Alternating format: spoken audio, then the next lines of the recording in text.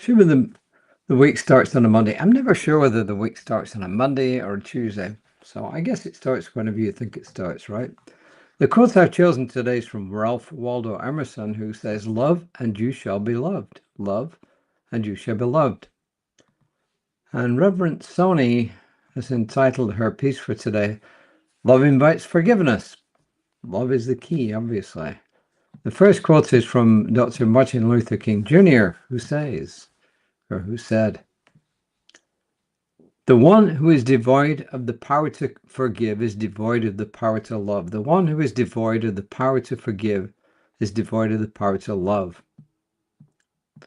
And Ernest Holmes says, in the Science of Mind textbook on page 438, "How often we condemn when we should forgive. How often we censure when we should praise. What untold grief of heart might be relieved by words of cheer and forgiveness." And this is our reading. Love invites us into forgiveness, a sacred liberation. It opens the heart to Spirit's healing flow. Across spiritual traditions, forgiveness is understood as a transformative practice that frees the soul from resentment, anger, and past pain, opening a pathway to inner peace, compassion, and expanded consciousness. In many ways, forgiveness allows us to release the attachments that bind us to old stories, opening us to the ever-present divine love, inviting us into a deeper experience of unity, both with life and spirit. She goes on to say, "Today, bring loving awareness to any area of your life where old frustrations still linger. A memory, a relationship, a wound that still weighs on your heart. And then instead of resisting these feelings or burying them, acknowledge how holding onto the pain has affected you mentally, emotionally, and spiritually. Then consciously choose love's way of letting go, moment by moment, as you invite Spirit's presence into that space. Imagine love gently dissolving the barriers that closed your heart, clearing the way of those dense energies that once seemed immovable. Forgiveness is not a single act, nor is it forgetting or excusing.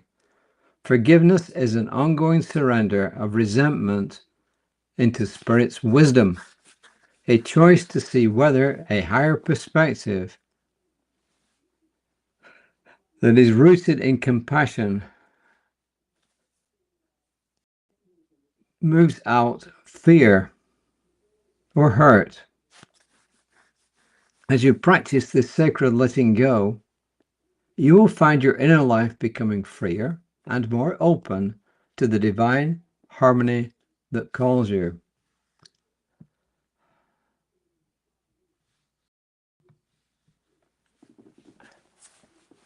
I think it's pretty obvious that when you hold negative feelings of any sort, they really don't do you any good mentally, physically, emotionally, spiritually. And it's harder to let go of these things sometimes than it seems. But with practice, we can do it. Sometimes it takes lots of practice. And oftentimes, the hardest person to forgive isn't someone else, it's ourselves. Oh my God, why did I do that? Why on earth did I give up that job? Why on earth did I let that person do that to me? What was I thinking about when I did that? I know there's stuff in the past that I really regret. And sometimes the hardest person to forgive is me. I mean, I look at some acts that I've carried out in the past, and if I look at one side of it, I think, my God, if if I'd taken that path and not done this, avoided that investment and put it in this investment or left it where it was, I would be lots and lots of dollars or thousands or maybe hundreds of thousands of dollars better off. But then when I look at a whole situation, I often find, well, yeah, I could regret doing that. But then if I look at the other side of the equation, say, well, what actually came of all that? And there's one in particular, I made an investment which has been okay. But had I chosen a different path, I would be a lot better off today, financially. But had I chosen that path to become financially better off, I know of lots of people who would have been worse off. In other words, they're much better off because I chose this particular path. So when I look back at the big picture, I think, my God, this actually changed people's lives. And maybe Spirit was indeed guiding me to take this path, which was less financially rewarding for me and my wife, but it was much better for a whole bunch of other people. And when I look at it that way, I think, well, it's really a no-brainer, right?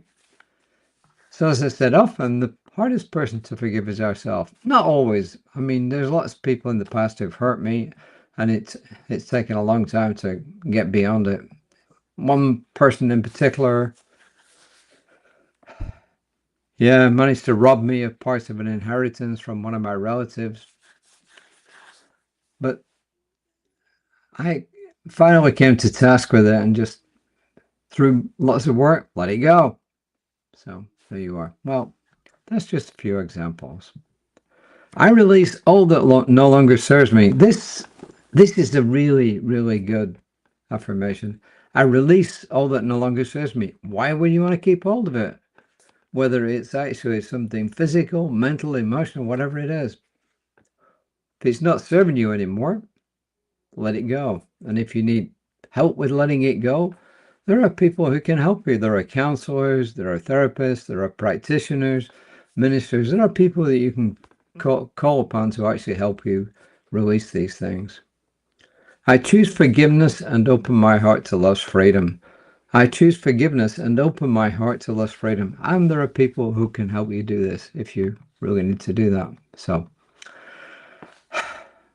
please look out for my colleague, Reverend Lisa, tomorrow. I'll be back tomorrow about 5 o'clock. No, yes, I will. 5 o'clock. It should work on the third Tuesday of the month. But I'm knowing for every single person here who watches this, who listens to this, that anything that's heavy on your heart, you are now able to release it and let it go and have a freer and more love-filled life. And I release that word, calling it done, and so it is.